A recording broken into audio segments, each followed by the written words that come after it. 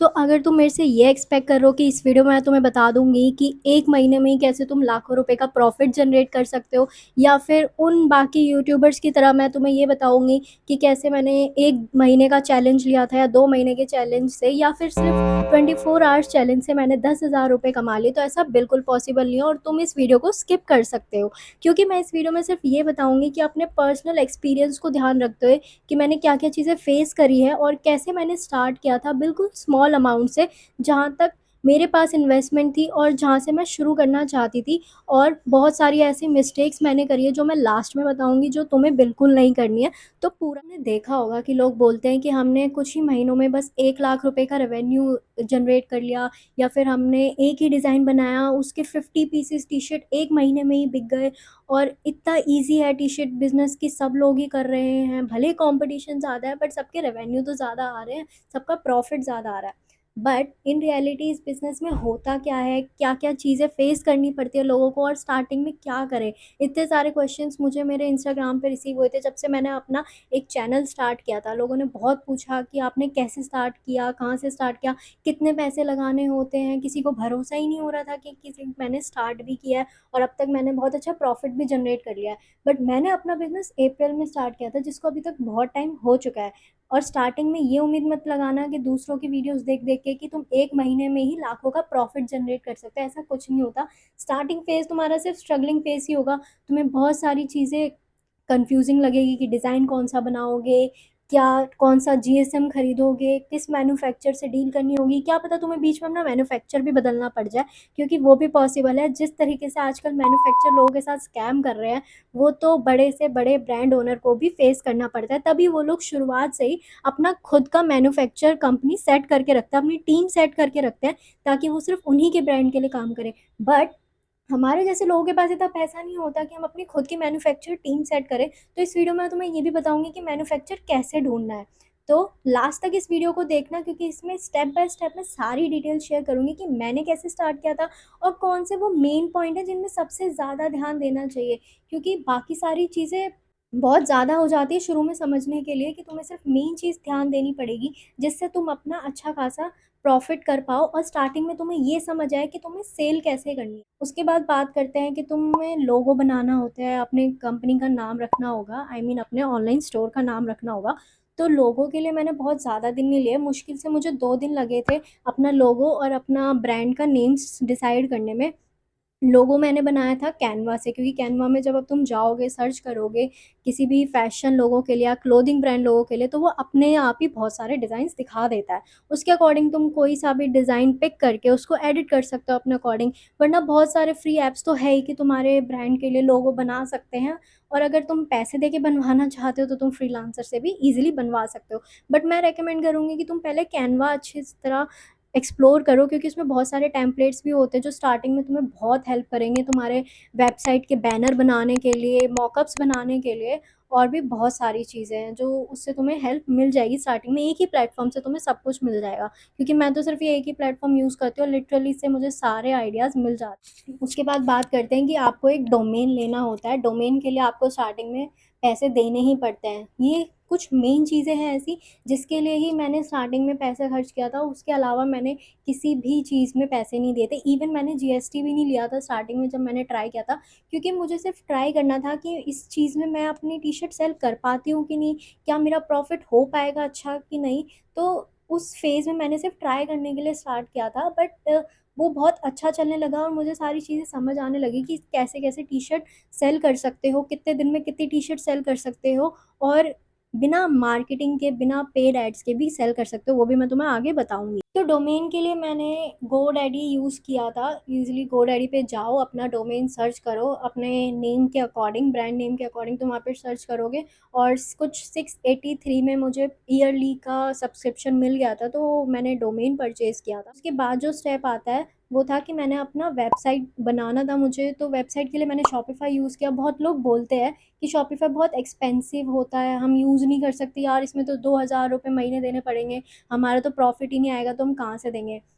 But Shopify में इतने अच्छे-अच्छे फ़ीचर्स हैं, अगर तुम किसी से फ्री में वेबसाइट भी बना लेते हो या फिर किसी फ्री एआई टूल से वेबसाइट बना लेते हो, तो उसमें तुम्हें इतने अच्छे फ़ीचर्स नहीं मिलते हैं। जैसे इसमें बहुत सारे फ्री ऐप्स हैं, जिनकी मैंने बहुत सारी वीडियो इंस्टाग्राम पे भी डाली है और मैं आगे भी बताऊँगी कि इसमें तुम कैसे अपने रिटर्न कंट्रोल कर सकते हो, कैश ऑन डिलीवरी कंट्रोल कर सकते हो और भी बहुत सारी चीज़ होती है जो वेबसाइट पे तुम अपने अकॉर्डिंग सेट कर सकते हो। होती है जो शॉपिफ़ाई ऑफ़र करता है, जो कोई और वेबसाइट या कोई और प्लेटफ़ॉर्म ऑफ़र नहीं करता है। और आजकल तो उसमें भी बहुत अच्छा फ़ीचर आ गया है कि एआई का फ़ीचर है, तो तुम बिना कोडिंग के अपने अकॉर्डिंग जो तुम्हें सेशन चाहिए होता है, वो तुम बना सकते हो। उसके लिए भी मैं फुल वीडियो अलग से बनाऊँगी कि पूरी वेबसाइट मैंने कैसे डिज़ाइन करी थी अपनी वाली। जैसे तुम देख सकते हो, ये मेरी वेबसाइट है और ये पूरी मैंने शॉपिफ़ाई से एडिट करी थी और बहुत अच्छे से मैंने बहुत सारे ऐप यूज़ किए थे जो कि पूरे फ्री हैं। मैं किसी भी ऐप में पैसे इन्वेस्ट नहीं करती हूँ, क्योंकि इसमें बहुत सारे ऐसे ऐप भी हैं जो सारे फ्री हैं और बहुत ईज़ी है कंट्रोल करने के लिए, जो कि मैं सारे तुम्हें बताऊँगी कि तुम भी यूज़ कर सकते हो। चलो, ब्रांड नेम हो गया, ब्रांड नेम लिया था चैटजीपीटी से, लोगो था कैनवा से, डोमेन गोडैडी से और वेबसाइट बनाई थी शॉपिफ़ाई से। ये 4 चीज़ों के बाद अब मेन चीज़ की बात करते हैं, जो है मैन्युफैक्चर की मैंने मैन्युफैक्चर कैसे ढूँढा। और बहुत सारे लोगों का तो यही क्वेश्चन था कि मैन्युफैक्चर कैसे लिया, क्योंकि सबसे ज़्यादा प्रॉब्लम जिस चीज़ में आती है वो होता है कि एक अच्छा मैन्युफैक्चर मिलना। मैंने स्टार्ट करने से पहले बहुत सारी वीडियोज़ सर्च करी थी, क्योंकि बड़े से बड़े ब्रांड को भी मैन्युफैक्चर से बहुत ज़्यादा स्कैम हुए हैं। और जो ज़्यादातर स्कैम्स होते हैं वो होते हैं लोकल मैन्युफैक्चर से। इसीलिए मैंने ट्राई किया था कि मैंने ऑनलाइन मैन्युफैक्चर ही ढूँढा था।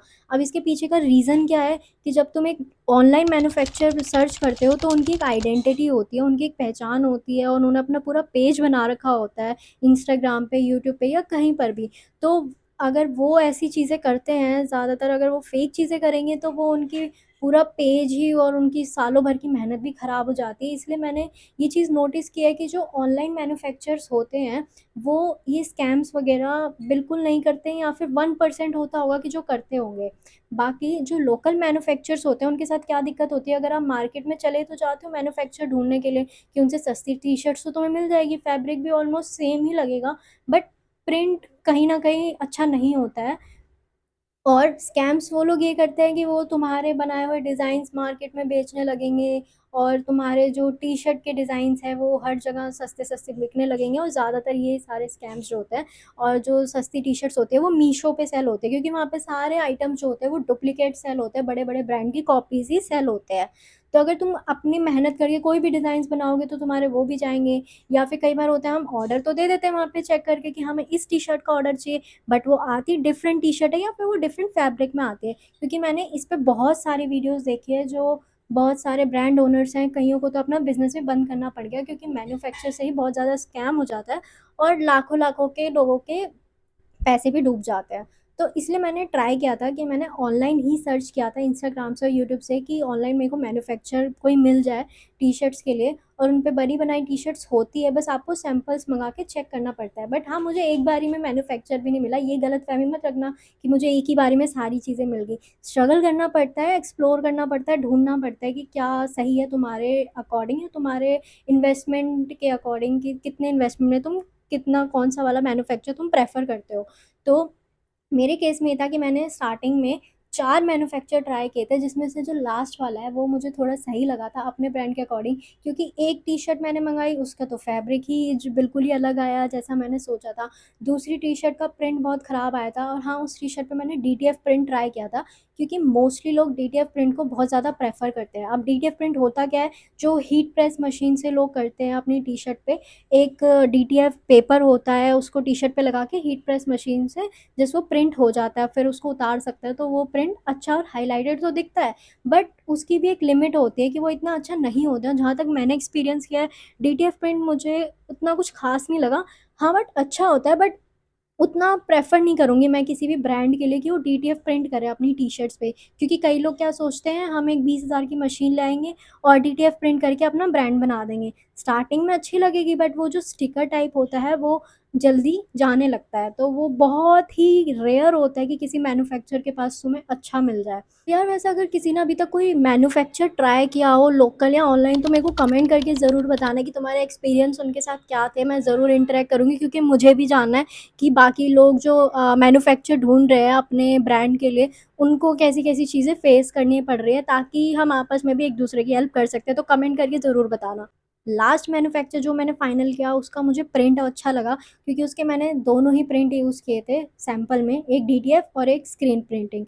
इसलिए मैं स्क्रीन प्रिंटिंग को ज़्यादा प्रेफर करती हूँ। ट्राई करना, अगर तुम अपना कुछ भी बिजनेस स्टार्ट करने की सोचो तो स्क्रीन प्रिंटिंग रखना उसमें, क्योंकि स्क्रीन प्रिंटिंग बहुत ही ज़्यादा इफेक्टिव होती है। और मैंने तो मोस्टली टी शर्ट्स पे अपने स्क्रीन प्रिंटिंग ही रखी है, और डायरेक्ट स्क्रीन पे प्रिंट होती है, उनका कलर बहुत ही अच्छा लगता है। जैसे ये सारी टी शर्ट्स है, ये सारी टी शर्ट में स्क्रीन प्रिंटिंग ही हो रखी है, और बहुत ही ज़्यादा अच्छा कलर इनमें शो कर रहा है, और प्रिंट तो बहुत ही ज़्यादा अच्छा आया। तो मैंने स्टार्टिंग में बस कुछ 30 टी शर्ट्स ही ली थी जहाँ तक मुझे याद है, और वो ओवरऑल 12,000 में मुझे पड़ी थी। मैंने मैन्युफैक्चर से डिस्काउंट भी लिया था, या मतलब तुम अपने अकॉर्डिंग डील कर सकते हो मैन्युफैक्चर से। और जो 30 टी शर्ट्स मैंने ली थी, उसके लिए मैंने बहुतों को तो इंस्टाग्राम पे गाइड भी शेयर किया कि आपको कैसे लेनी चाहिए। मैं फिर भी बता देती हूँ कि जब तुम स्टार्टिंग में कोई भी टी शर्ट्स लेते हो, ये तुम्हारे पास 2-3 डिज़ाइंस तो होते ही हैं। मैंने स्टार्टिंग में 4 डिज़ाइंस में टी शर्ट अपनी बनवाई थी, और साइज़ मैंने सिर्फ 3 ही रखे थे, क्योंकि 3 मेन होते हैं, एक स्मॉल, मीडियम और एक्सेल रखा था मैंने अपने लिए। कई लोग एक्स्ट्रा स्मॉल भी रख सकते हैं, एक्स्ट्रा स्मॉल, मीडियम और एक्स्ट्रा लार्ज। ये 3 साइज़ ही मैंने प्रेफ़र किए थे अपने स्टार्टिंग में रखने के लिए, और चेक करने के लिए कि मैं ब्रांडिंग कैसे कर सकती हूँ और ये टी-शर्ट सेल होगी कि नहीं होगी। तो स्टार्टिंग में मैंने ये भी ट्राई किया था कि मैं एड्स भी चलाऊँ, बट वो मेरे इतने अच्छे वर्क नहीं किए थे, क्योंकि मैं उसमें प्रो नहीं थी। हाँ, उसमें से पैसे ही वेस्ट होते हैं जब स्टार्टिंग में तुम बिना सीखे वो सारी चीज़ें करते हो। बट तुम स्टार्टिंग में कम टी-शर्ट्स भी ले सकते हो, और उसी टाइम में तुम ये चेक कर सकते हो कि तुम्हारी सेल्स कैसे हो रही है, या फिर तुम कैसे टी-शर्ट्स अपनी सेल कर पाओगे। जो वो टाइम फ्रेम होता है, उस टाइम फ्रेम में तुम ये मत सोचना कि तुम्हें मतलब प्रॉफिट कैसे लेना है। उस टाइम फ्रेम में तुम ये सोचना कि तुम कैसे अपनी टी शर्ट सेल कर सकते हो, क्या क्या चीज़ें हैं जो तुम लर्न कर सकते हो, ताकि आगे तुम उसके बाद दूसरे महीने में तुम 60 टी शर्ट्स ऑर्डर करो, फिर उसके बाद तुम 100 टी शर्ट्स लो मैन्युफैक्चर से, ताकि धीरे धीरे तुम्हारा एक प्लान बनता रहे, एक स्ट्रैटेजी बनती रहे, और तुम्हें टी शर्ट सेल करना भी आ जाएगी उसी टाइम फ्रेम में, और तुम्हें पता भी लग जाएगा कि किस चीज़ में तुम्हारा सबसे ज़्यादा लॉस हो रहा है या किस चीज़ में तुम्हारा सबसे ज़्यादा प्रॉफिट हो रहा है। तुम उस टाइम फ्रेम में ही सब कुछ सीख सकते हो। तो स्टार्टिंग में प्रॉफिट की उम्मीद मत रखना कि तुमने 30 टी शर्ट ले ली, अब मुझे इससे 12,000 में मुझे 16 या 17,000 का, 4-5 हज़ार का तो प्रॉफिट करना ही करना है। नहीं, स्टार्टिंग में प्रॉफिट भले ही हो जाएगा, बट उसको तुम्हें री इन्वेस्ट भी उसी चीज़ में करना पड़ेगा।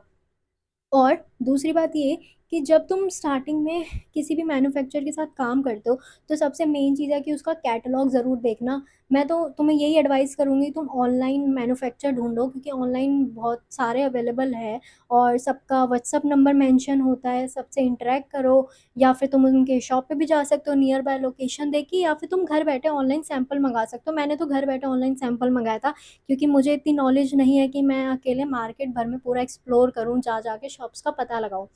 और सबसे मेन थिंग कि उनके प्रिंटिंग मेथड ज़रूर देखना कि उनके पास कौन-कौन से तरीके के प्रिंटिंग मेथड है। ये ना हो कि सिर्फ़ उन पे डीटीएफ है और तुम उसके थ्रू अपना पूरा ब्रांड चला रहे हो, और स्टार्टिंग में ही तुम्हें प्रॉब्लम आने लग जाए कि यार टी-शर्ट तो कोई खरीद ही नहीं रहा।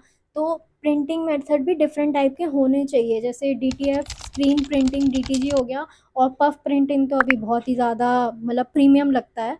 और लास्ट हो गया एम्ब्रॉयडरी। एम्ब्रॉयडरी थोड़ा कॉस्टली होता है, बट तुम छोटे डिज़ाइन से स्टार्ट कर सकते हो, और ये अभी बहुत कम मैन्युफैक्चर ऑफ़र कर रहे हैं, इसलिए मैंने अभी तक अपने ब्रांड में तो ये स्टार्ट नहीं किया है, बट डेफ़िनेटली मैं स्टार्ट कर। अब उसके बाद बात करते हैं लास्ट, मार्केटिंग की। सब बोलते हैं यार सब कुछ कर लिया, बट अब टी-शर्ट सेल नहीं हो रही, अब क्या करें यार? दूसरों की तो टी-शर्ट कितनी ज़्यादा सेल हो रही है, एड्स लगाने के लिए पैसे नहीं हैं, अब इंस्टाग्राम पे भी कितनी फ़ोटोज़ डाल लोगे, कितना ही कुछ कर लोगे।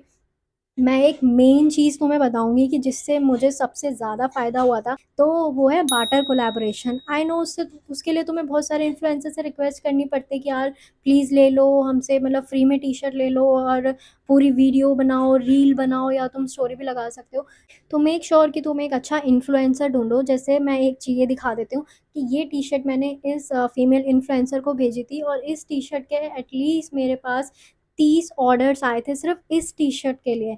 तो सोचो अगर तुम्हारी एक भी रील वो वायरल चली गई उस इन्फ्लुएंसर्स के साथ, तो तुम्हें एक रील से एक तुमने 500-600 की टी-शर्ट दी है यार, जो तुम्हें तो मुश्किल से 300 की पड़ रही होगी, डिलीवरी लगा के चलो, तुमने 400 तक की भी टी-शर्ट दी है, उस 400 की मार्केटिंग से तुम्हें उस टी-शर्ट के लिए 30 ऑर्डर आ रहे हो, 15 ऑर्डर आ रहे हो, अगर 6-7 भी आ जाए तो वो भी बहुत होता है।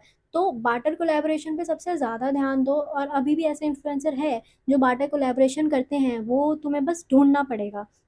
तो ये फ्री एडवाइस जो मैं तुम्हें देना चाहूँगी, मतलब फ्री मार्केटिंग के लिए, तो मेरे अकॉर्डिंग तो यही है। बाकी तुम इंस्टाग्राम पे तो वीडियोज़ डालते ही रहोगे, सारी चीज़ें करोगे।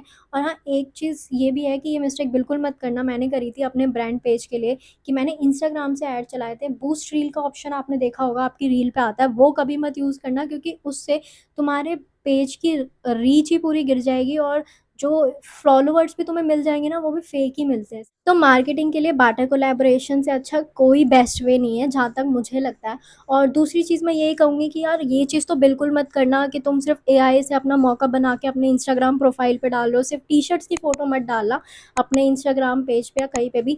ज़्यादा से ज़्यादा ये ट्राई करना, या तो तुम अपने दोस्तों को टी शर्ट्स भेजना, या फिर अपने किसी भी फ्रेंड्स रिलेटिव में, ताकि उन टी शर्ट को वो पहन के और स्टाइल करके ही दिखाए। और सिर्फ वही वीडियोज़ डालना, सिर्फ वही फ़ोटोज़ डालना। बाकी सारी चीज़ों में अपना टाइम बेकार मत करना, क्योंकि सबसे ज़्यादा ट्रस्ट बिल्ड इसी से होता है, जब कोई तुम्हारी टी शर्ट को पहनता है। चलो, मैंने तुम्हें सारी चीज़ें बता दी है कि मैंने किन किन चीज़ों में इन्वेस्ट किया था, क्या क्या चीज़ें मैंने करी थी जो तुम्हें भी करनी चाहिए।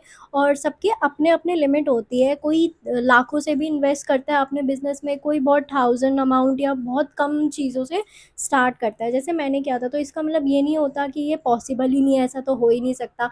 तुम कम से भी स्टार्ट कर सकते हो, धीरे धीरे तुम चीज़ें सीख सकते हो। अब उसके बाद कुछ मिस्टेक्स की बात करते हैं जो मैंने करी थी, और मैं तुम्हें बताना बिल्कुल चाहूँगी ताकि तुम उस चीज़ को ना करो, क्योंकि बहुत सारे लोगों के क्वेश्चंस भी मेरे पे इंस्टाग्राम पे आए थे इसी रिलेटेड। मिस्टेक नंबर 1 तो ये था कि शॉपिफ़ाई प्लेटफ़ॉर्म मैंने तुम्हें रिकमेंड किया यूज़ करने के लिए, बट वो सिर्फ़ 3 महीने के लिए फ्री है। और वो 3 महीने में भी बहुत होते हैं, मतलब तुम्हारे पास 90 दिन है, तुम अच्छे से एक्सप्लोर कर सकते हो चीज़ें। मैंने क्या किया था, मैंने पहले ही प्लान ले लिया था, बट उस टाइम फ्रेम को मैंने यूज़ किया था अपने डिज़ाइन्स बनाने के लिए। मैं उस टाइम पे सीख रही थी कि वेबसाइट कैसे बनाते हैं, तो मुझे 2 महीने तो अपनी पूरी वेबसाइट सेट करने में लग गई थी। तो ये तुम मत करना। तुम्हें क्या करना है, तुम्हें जब तुम्हारे पास सारी चीज़ें रेडी हो, तुम्हें पता हो कि तुम्हें कौन-कौन से सेक्शंस बनाने हैं, क्या-क्या चीज़ें तुम्हें करनी है, मैं उस पे भी पूरी वीडियो बनाऊँगी, तो वो भी देखना उसके बाद। उसके बाद ही तुम शॉपिफ़ाई का प्लान ले सकते हो, ताकि तुम 1 या 2 दिन में ही अपनी वेबसाइट पूरी सेट कर सकते हो। अपने मॉकअप्स रेडी रखना, सारी चीज़ें रेडी रखना वेबसाइट पे डालने के लिए, ताकि तुम पूरे 3 मंथ्स ईज़िली यूज़ कर सको। उसके बाद बात करते हैं मिस्टेक नंबर 2। ये था कि तुम डिज़ाइंस में इतना ज़्यादा मत लगना कि तुम्हें बहुत बड़ी कलेक्शन बनानी हो। मैंने भी यही किया था, मैंने बहुत कम से कम 40 से 50 यहाँ-वहाँ से ढूँढ के डिज़ाइंस बनाए थे, और बिके उनमें से कुछ 10 या 15 ही मुश्किल से। तो तुम ट्राई करना कि इतना ज़्यादा कलेक्शन बनाने की ज़रूरत नहीं होती, लोग कन्फ्यूज़ हो जाते हैं कि यार अब खरीदें क्या? तो फ़ोकस करना कम डिज़ाइन हो, और उनकी मार्केटिंग तुम अच्छे से करो थ्रू बाटा कोलैबोरेशन, या फिर अपने स्ट्रगल्स दिखाओ, टी-शर्ट को वेयर करके दिखाओ, उनके डिज़ाइंस के बारे में दिखाओ, या फिर ये दिखाओ कि तुमने उसका प्रिंट कैसे किया, उसकी क्वालिटी क्या है, वो सब चीज़ें दिखाओ। मिस्टेक नंबर 3 ये है, मैंने स्टार्टिंग में कैलकुलेशन नहीं करी थी कि अपने प्रोडक्ट कैसे सेल करने, एक टारगेट ही फिक्स नहीं किया था, जैसे मैंने अभी इस वीडियो में पहले ही बताया था। तो एक अपना टारगेट बना के चलो।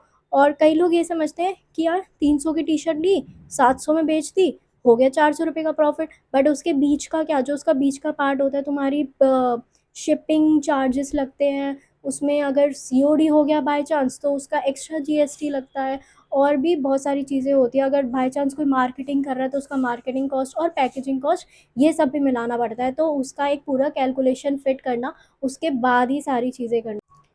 मिस्टेक नंबर 4 ये थी कि मैंने अपना ब्रांड लॉन्च किया था अप्रैल में, और उससे पहले 2 महीने मैंने बहुत सारी चीज़ें सीखी थी, सब कुछ ट्राई किया था, बट मैंने कुछ भी डॉक्यूमेंट नहीं किया। मतलब मैंने कुछ भी लोगों को दिखाया ही नहीं कि मैं क्या करने वाली हूँ, क्या करने जा रही हूँ, कि मेरा एम क्या है, मैं ब्रांड क्यों स्टार्ट कर रही हूँ, कैसे मैंने टी-शर्ट डिज़ाइंस बनाए, कुछ भी नहीं, जो मैं अब कर रही हूँ, जो मैंने अगस्त से करना स्टार्ट किया है। तो सोचो उस टाइम से लेके अब तक मैंने कितना टाइम अपना वेस्ट किया है। मैंने इस चीज़ को बिल्कुल नेग्लेक्ट किया, कि बहुत ही ज़्यादा अवॉइड ही किया कि यार सोशल मीडिया पे वीडियोस डाल के क्या ही हो जाएगा। बट यहाँ से तुम्हारी एक कम्युनिटी बनती है, जिसके थ्रू तुम्हें कस्टमर्स भी मिलते हैं। वो तुम्हारी वेबसाइट पे जाते हैं, इंटरैक्ट करते हैं कि यार ये तो अच्छा डिज़ाइन है, लेना चाहिए ऐसे करके, क्योंकि बहुत सारे लोग ऐसे हैं जो स्मॉल ब्रांड को प्रेफर करते हैं। अच्छा, आज ही मेरे पास ना एक क्वेश्चन आया था कि यार सब चीज़ें तो मेरे पास रेडी है, बट स्टार्ट करने से पहले मुझे ये बताओ कि अगर नई वेबसाइट से, आई मीन नए ब्रांड से कोई चीज़ें खरीदता भी है कि नहीं, कि मैं मतलब खोल के बैठ जाऊँ कुछ चलेगा कि नहीं।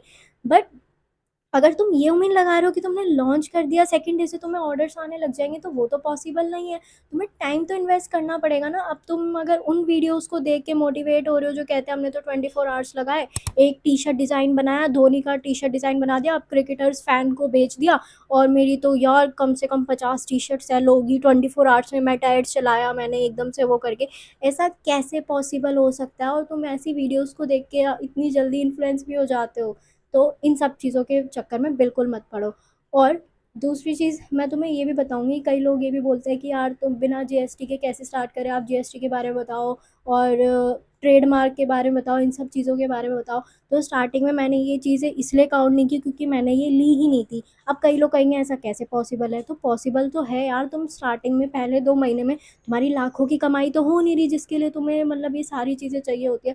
और जीएसटी मेन उस चीज़ के लिए चाहिए होती है अगर तुम ई-कॉमर्स कर रहे हो थ्रू डिफरेंट प्लेटफ़ॉर्म, या कि फ्लिपकार्ट, अमेज़न, मीशो, इन सब पे अगर तुम बेच रहे हो तो तुम्हें जीएसटी चाहिए होता है। अगर तुम बिना जीएसटी के सिर्फ अपना पर्सनल ब्रांड कर रहे हो तो तुम ऑल ओवर इंडिया में सेल कर सकते हो विदाउट जीएसटी भी, बट उसके बाद लेना ज़रूरी है। तो तुम कुछ टाइम तक ट्राई करके देख सकते हो, बट उसके बाद लेना ज़रूरी है, तो बाद में तो तुम ज़रूर ले सकते हो। और इसमें कोई फेक वाला सीन नहीं है। तो तुम ट्राई कर सकते हो, स्मॉल से भी सारी चीज़ ईज़िली हो जाती है, धीरे-धीरे कंसिस्टेंसी मेंटेन करके रख। तो देखो ये सब मेरी एक ब्रांड जर्नी का पार्ट था जो मैंने तुम्हारे साथ आज शेयर किया है। कि अब काफ़ी लोगों ने मेरे से ये भी पूछा था कि यार प्रिंट ऑन डिमांड का क्या सीन है, वो भी बता दो। तो उसके लिए मैं अलग से वीडियो बना सकती हूँ, तो आप कमेंट करके मेरे को बताना कि मुझे बनानी चाहिए कि नहीं, और उसमें मैं तुम्हें मैन्युफैक्चरर्स की लिस्ट भी प्रोवाइड करूँगी ऑनलाइन, जो मैंने स्टार्टिंग में देखे थे, जो कि खाली एक-एक टी-शर्ट से भी सेल करते हैं। तो अगर जो बिल्कुल ही ट्राई ही करना चाह रहे हैं, बिल्कुल ही स्मॉल से, कि उनको 15-20 हज़ार इन्वेस्ट नहीं करने हैं, तो तुम कुछ 500-600 से भी इन्वेस्ट करके स्टार्ट कर सकते हो। तो मेरे को कमेंट करके बताना कि अगर तुम्हें प्रिंट ऑन डिमांड पे एक वीडियो चाहिए कि नहीं, एक full tutorial video manufacture list के साथ। बाकी रही बात, तो मैंने सारी चीज़ें कवर कर दी है, और आई होप लोगों की क्वेरीज़ इनमें सॉल्व हो गई होगी, जिनके बहुत सारे क्वेश्चंस थे मेरे ब्रांड से रिलेटेड और जर्नी से रिलेटेड। और बाकी अगर किसी की भी क्वेरी हो तो प्लीज़ मुझे कमेंट करके ज़रूर बताना, सबके रिप्लाई मिलेंगे इस वीडियो के नीचे। और प्लीज़ इस चैनल को सब्सक्राइब करना, क्योंकि मैं आगे बहुत सारी वीडियोज़ बनाऊँगी हर एक चीज़ के ट्यूटोरियल पे, जो तुम्हें बहुत हेल्प करने वाला है अपना ब्रांड स्टार्ट करने में। और उन फेक वीडियोज़ के चक्कर में बिल्कुल मत पड़ना, जो कि मैंने भी देखी थी, और मैं बहुत ज़्यादा इन्फ्लुएंस हो गई थी, और फिर स्टार्टिंग में बहुत ज़्यादा डिसअपॉइंटमेंट होती है खुद से कि जब तुम उतने पैसे नहीं कमा पाते हो तो तुम खुद को ही ऐसा समझने लग जाते हो कि यार मुझसे ही नहीं हो रहा, बाकी सब तो कर रहे हैं। तो उन सब चीज़ में बिल्कुल मत पड़ना। अगर तुम्हें एक लॉन्ग टर्म बिजनेस चाहिए तो तुम स्लो से स्टार्ट करो, धीरे धीरे करो, तुम्हारे 5-6 महीने में भी तुम्हें इतनी नॉलेज हो जाएगी कि तुम आगे बहुत सारी चीज़ों में अच्छे से इन्वेस्ट कर सकते हो। और कोई अगर जॉब भी कर रहा है तो जॉब के साथ भी कर सकते हो, मतलब बहुत ईजी चीज़ें होती है। तो आई होप ये वीडियो तुम्हें हेल्प करेगी, और लाइक कर देना, सब्सक्राइब कर देना। बाकी आप मेरे इंस्टाग्राम चैनल पे तो देख ही सकते हो, मैं डेली वीडियोस पोस्ट करती हूँ, mostly free tools, free apps और बिजनेस टिप्स से रिलेटेड। तो बेस्ट ऑफ लक जिसको अपना बिजनेस स्टार्ट करना हो, और मुझे बताना ज़रूर कि वीडियो कैसी लगी।